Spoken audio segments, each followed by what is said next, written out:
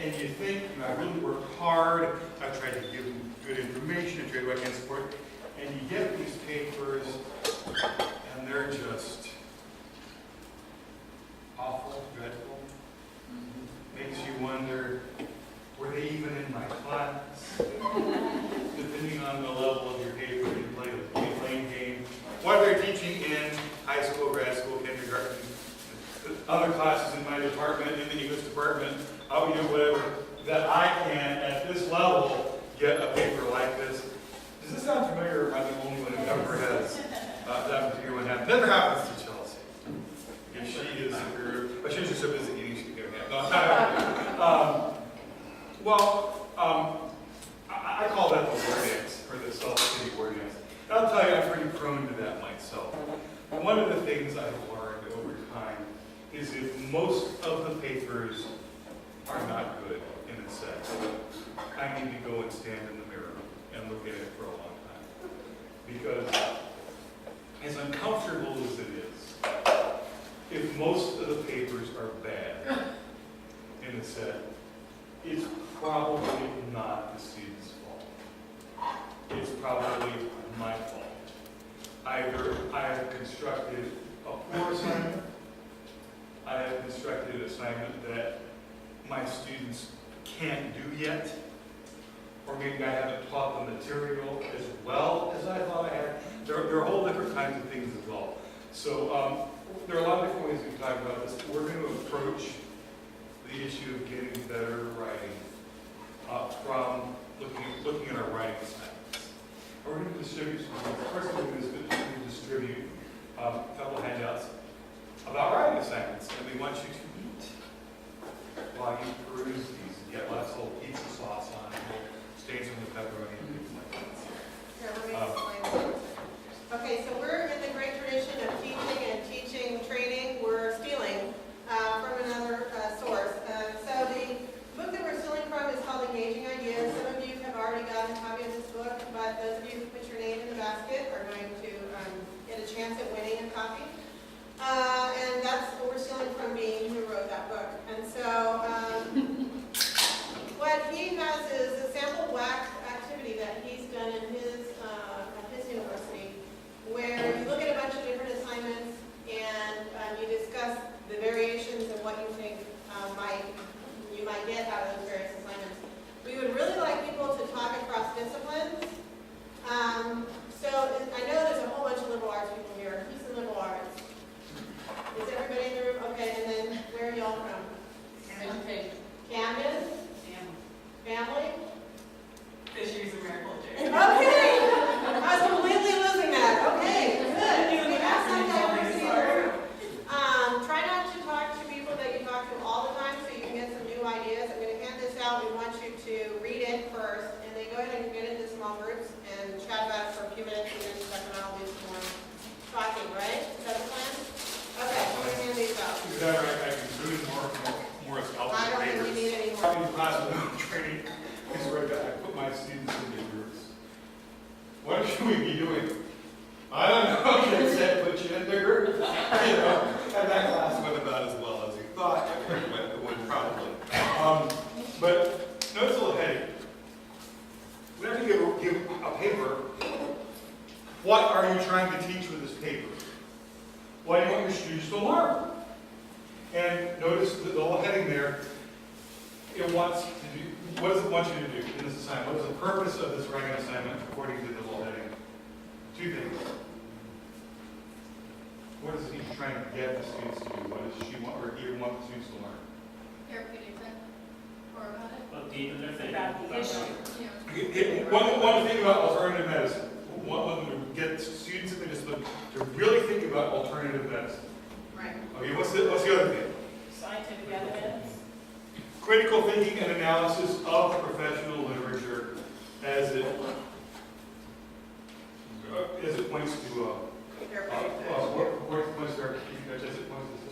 So two things. One, they want an inquiry into a field of knowledge, and the other thing, they want them to demonstrate a certain set of skills.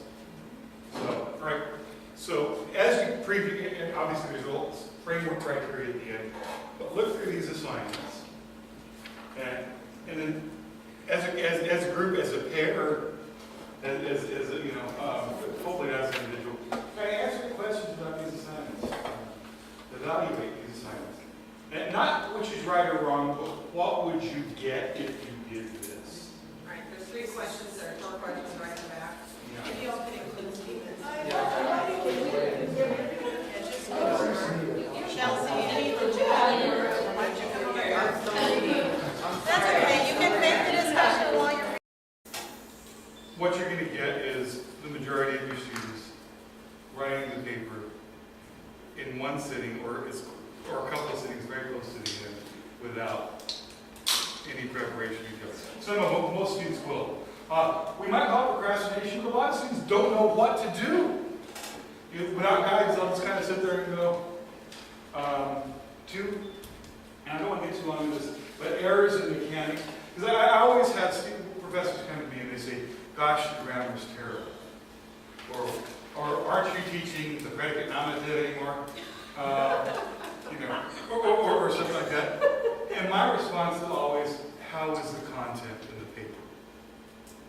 Not that I'm saying that mechanical error is not important, but as a professor in biology, music, painting, history, I think it's probably more useful for you to spend your time assessing this paper. Do they get what I want them to know out of our discipline? Then, is the predicate nominative handled properly? Or something like that. And I'm not saying you shouldn't know, but really, is this gauge of them learning what you need them to know in your discipline? And I think that's really important. Can I compliment or add to that a little bit? No, I'm sorry. I think one of the things that we think about is we think that grammar stands alone as this thing that's absolute and it's always true that something is correct or incorrect, which isn't at all true.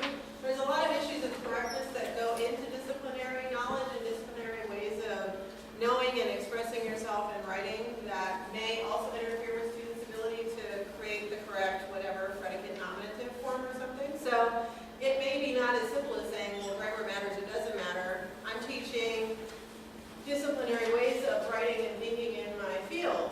What level of student am I teaching? How much practice have they had before? On my handout, I'm mentioning that we both talked about this idea of can you in your major think about how many, we're not making it properly with the microphone. How many opportunities have students had to do formal writing in our discipline? How many opportunities do they have in our major? And we know students don't take classes in order, so I don't expect anything to run in a linear direction, but maybe if you're teaching a 4,000 level class, you can be more demanding about correctness than if you're teaching a 2,000 level class. But you need to also be talking to your colleagues about, well, what kinds of expectations do we all have? Yes, ma'am? But I have a little bit of a problem with that, though, because if you're not being, I don't want to say sticklers for grammar, or however you want to put it, in the lower level classes, then how do you expect them to be able to do it by the time they get to the No, you're level? absolutely right. Well, notice we're not saying don't pay attention to it. Sure. We're saying, the other thing I wanted to say is often those Here, hold the grammatical microphone. errors mean something else. That's No, true. Except with the case of second language students, it is very rare, to the point of being improbable, that you will have a paper with perfect content and it's a mess mechanically. This might say maybe weird things. And often the mechanical errors are indicative of other problems. Look at the errors as symptoms, Right. not as the problem themselves. Right. So you're saying And that's why I'm saying, the better they understand the content or kind of the stuff that they're trying to do, the better Yes. their chance of writing. yeah, exactly. The more sure students are about what they're saying, the better the writing is going to be. I'm not saying it'll all go away, but a lot of it will. And sometimes it's as simple as I'm so freaked out because I don't even know how to really handle primary research in history. So I'm freaking out all these other things. I'm not even really paying attention to this stuff because the cognitive demands are so taxing to me that I can't really Yeah, do a lot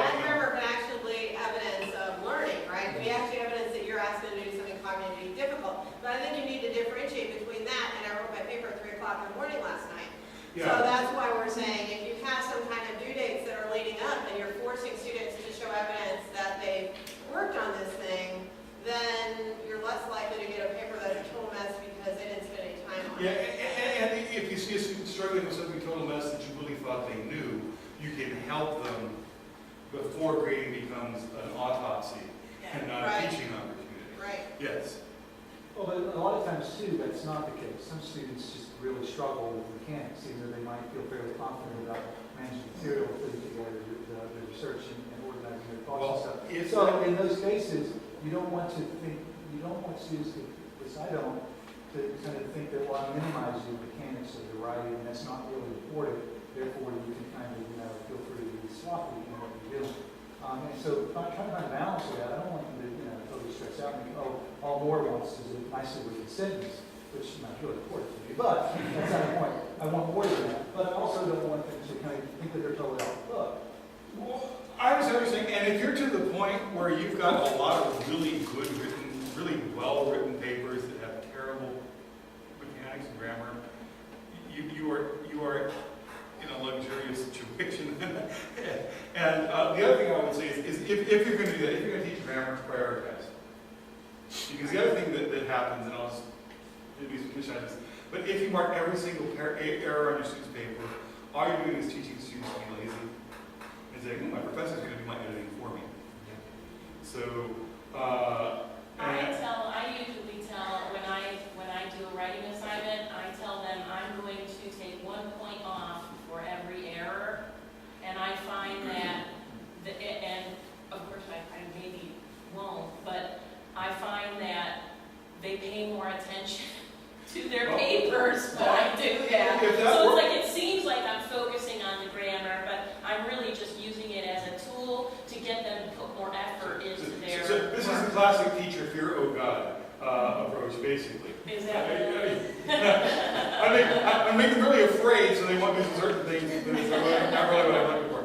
But the other thing I would say is if the student has multiple grammatical problems, identify what the most important words are. I'm going to focus on 1 or 2, because even good writers have problems, and if you say, fix these 6 problems all the way throughout the paper, remember it's about learning. And if you need a handy-dandy list of priorities, what are the ones that most people say are important? These are the ones that you ought to prioritize over others. We'll give you a list. I mean, hit me with an email, I'll show you the list. You heard people have said, okay, these are the issues that are more important if you focus on grammar. But just do 1 or 2 if you want them to learn. And the last thing I would say, is you've probably seen some version of the communication triangle. And just as every communication situation has somebody saying something to someone, remember your audience, your assignment has to have it. Your assignment has to take into account the subject, has to take into account who the writer is, has to take into account who they're writing for. And I keep on saying the last thing I'm going to say, but truly, the last thing I'm going to say is remember that as your students try to do more complicated things, their writing is going to solve it. Whether it's the cognitively, I've never handled, empirical analysis before, I've never handled secondary sources, primary sources before, or I'm trying to write complex sentences. This is where I say the other thing about error is learning. We don't want students writing at the same level of complexity as seniors as they do when they're freshmen. And if they're going to try to say more complicated thoughts in more complicated syntactic manners, they're going to screw up. You are not going to get error-free prose. If you get error-free prose in most of your papers are probably too easy. Or they're avoiding risk. They're Yeah, doing or- everything they can to avoid not doing Yeah, something or they your don't know students how aren't to do. taking the risks enough Right. so that they learn what they need to do. So again, if you're going to teach grammar, do it from I'm going to help them learn what they need to know perspective, as opposed to others. Yes. So in a situation like that, would you praise the content and say that the mechanics need help, and you would send them off in a... Okay. One, the writing center can't help it. The other thing is, it's called error analysis, and it's just letting them know when they make the pass. For example, you will never find a sentence fragment at the beginning of a paragraph. You just won't. It doesn't happen.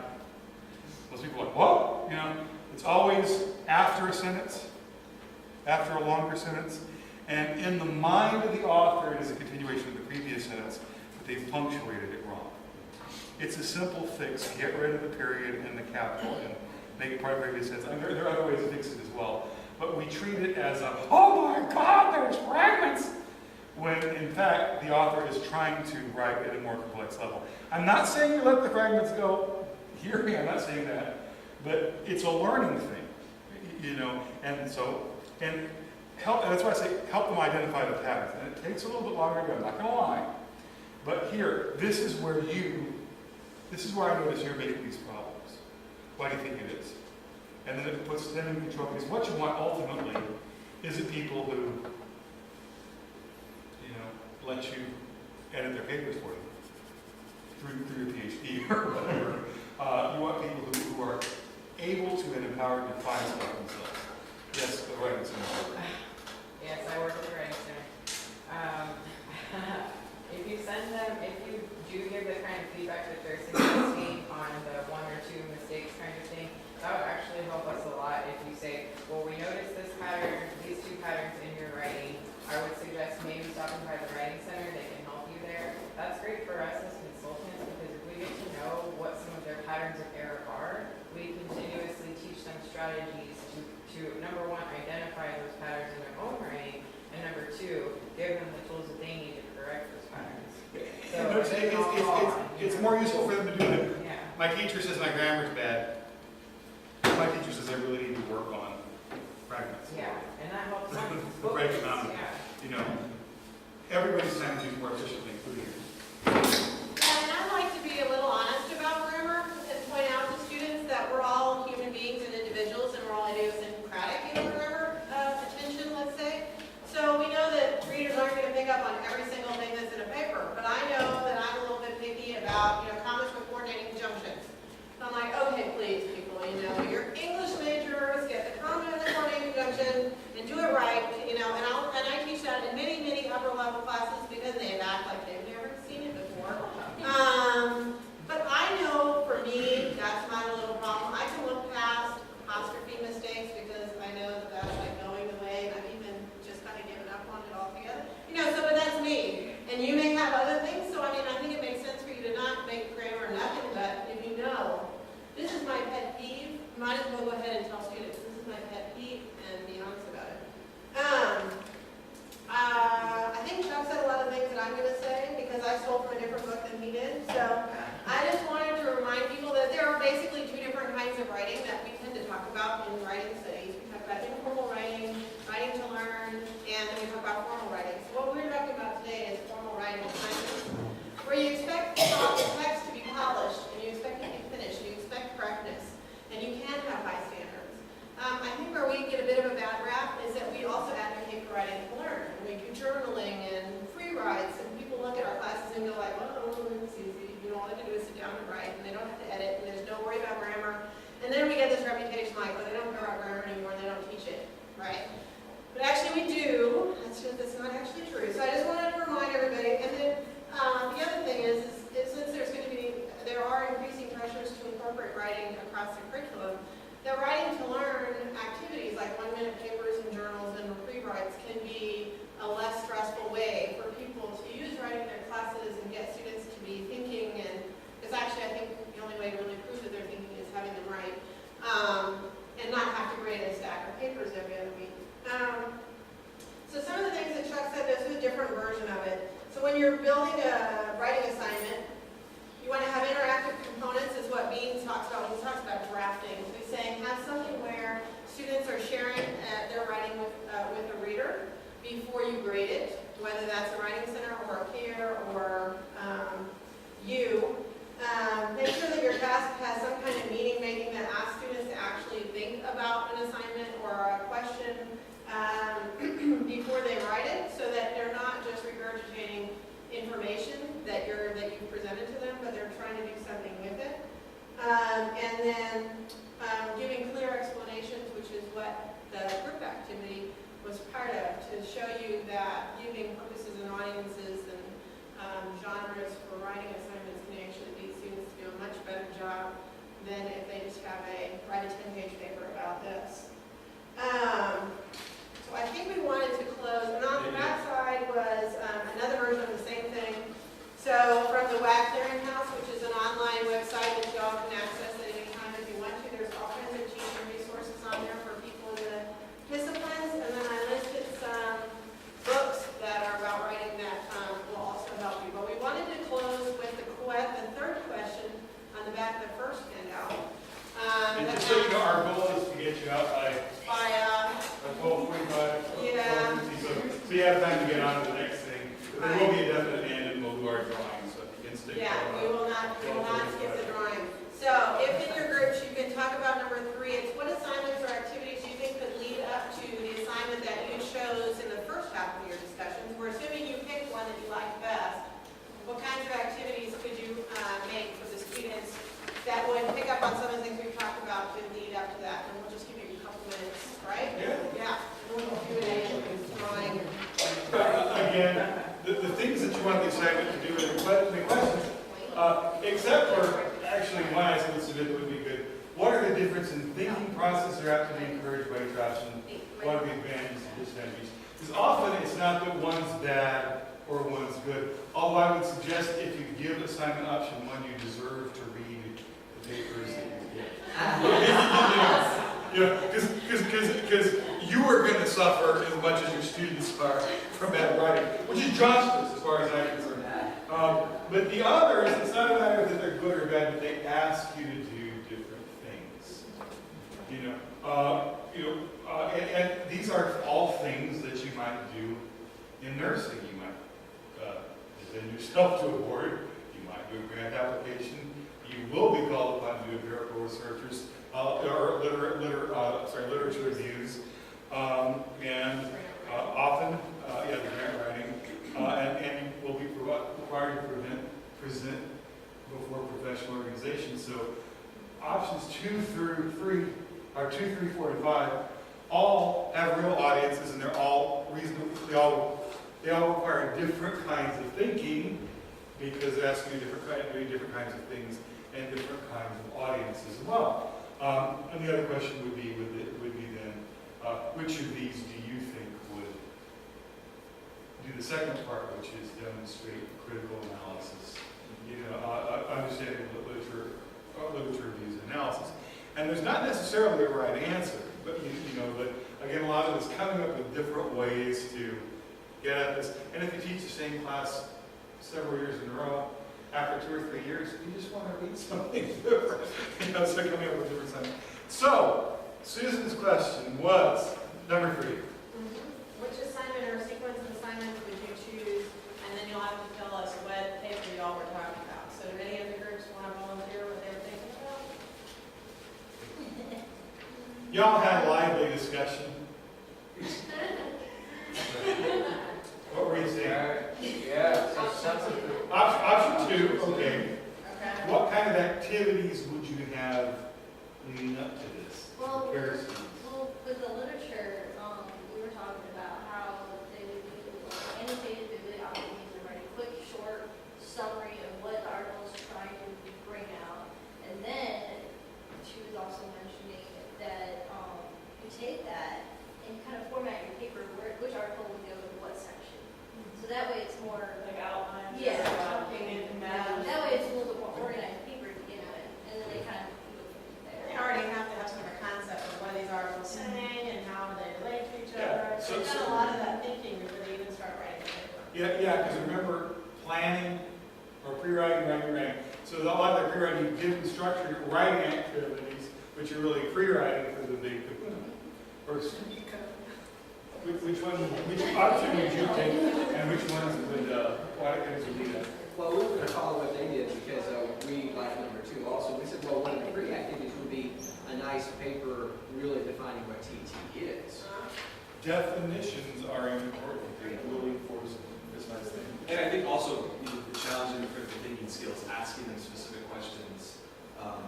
Like what's the difference between this resource and this resource? How do they relate to each other, how are they distinct, so you're engaging them in thinking about divergent issues and divergent ways of thinking about the literature. So really front-loading the critical thinking early in the writing process, which, good thinking equals good writing is as close to a math equation as you're going to get in English. You guys, y'all. You guys. Well, I'm gonna disagree with you slightly on the option number one. I kind of like option number one, although, because for the flexibility, but I think if I were going, for an upper level or a graduate level class, I kind of like the flexibility of it, where they could go in several different directions. Also, I'm not reading, the same thing. But definitely for, like at the freshman or sophomore level, you're asking for big trouble. But I think even though if I were to assign an assignment like this, that would be like the official formal end product. But then what I do is, like on your paper here, I plan my course backwards, and I have intermediate assignment, informal assignments that kind of help them to shape their ideas. They can be whatever they are. I really like the flexibility, but I, have to have those intermediate assignments to help shape it. So what kind of intermediate assignments would you give? Well, I typically do they have to do an annotated bibliography, and then, well, it depends what kind of paper they're writing. If they're just doing a term paper versus a, research proposal, but I usually do some sort of an assignment that gets them to think about what their main hypothesis for their paper is going to be, like what their main argument is going to be. So they have to do like a one-page, this is what I want to do with my paper kind of Almost thing. a proposal. Yeah, and then, we do break it up into sections, and, have, okay, now, let's outline, and have to do an outline, to organize their ideas. So you're doing a lot of preparation. Yeah, so you're teaching the process, even though you're calling it something different. Oh, And okay. the reason you get, the reason this is a bad assignment, I want to back off your bad assignment, but the reason assignments like this often yield poor writing is professors often assume that students know how to do the intermediate steps. And it's very clear that you are not leaving the chance whether or not your students know how to do the intermediate steps and are walking them through. This, as a criteria for their final draft by itself isn't bad, but don't ever assume, especially even in junior level classes and depending on your Oh, heck, I wouldn't give this to a depending on your senior level classes, depending on how tight your students are, because students learn how to think in your discipline over time. Students learn how to write in your discipline over time. And I do know enough that writing in comm or history or sociology or science are all very different. And as much as we try in the English department to teach general principles, ultimately students are going to learn how to write like a psychologist or a marine biologist or a communication or a musician or from you. That's where they're going to learn how to write like a blank. And don't assume they know how to do it, which obviously, because y'all are here, right? You're the ones who are here, so you're not. Which one and what writing would you do? We're very happy. We never quite got that far, but I think we kind of decided on number 2 as well. We like number 3. Okay, you like number 2. And what activities would you do? That's the part we didn't get to. But I think I would like to see, the students need to figure out what the governing board is saying first. And you guys know what non-scientific practice, what the basis for that conclusion is. And so then, as they read the literature, obviously, we can assume that conclusion is based on some understanding of the literature itself. And so they need to kind of gauge that. Since you're as close to having an objective observer, would you choose the names pointing out of that? All right, thank you. And what's your name, sir? Jared. Jerry? Jared, yeah. Jared, all right. Thanks, Jared, appreciate it. Oh, no problem. Okay. Our objective observer, Jared Lewis, has pulled a number. I'm trying to make this. I'm going to write my email up here, and Susan will look. If you have any other questions, please follow up. We'll be glad to meet with you, talk to you, things like that. And it is like the marine animal, Toro Lozada. All right, there you go. Our valuable prize, that is actually a valuable prize. And thank you all so much for being here, appreciate it. I'll write my email.